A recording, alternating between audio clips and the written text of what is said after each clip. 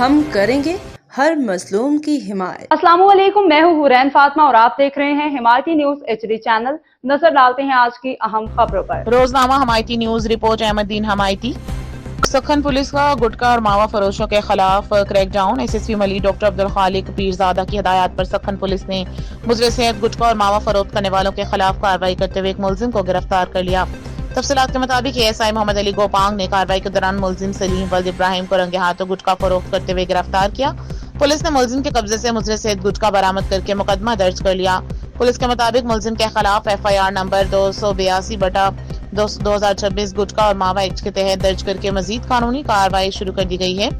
علاقہ مکینوں نے سکھن پولیس کی اس کارروائی کو سراہتے ہوئے مطالبہ کیا کہ نوجوان نسل کو تباہ کرنے والے عناصر کے خلاف اسی طرح سخت اقدامات جاری رکھے جائیں۔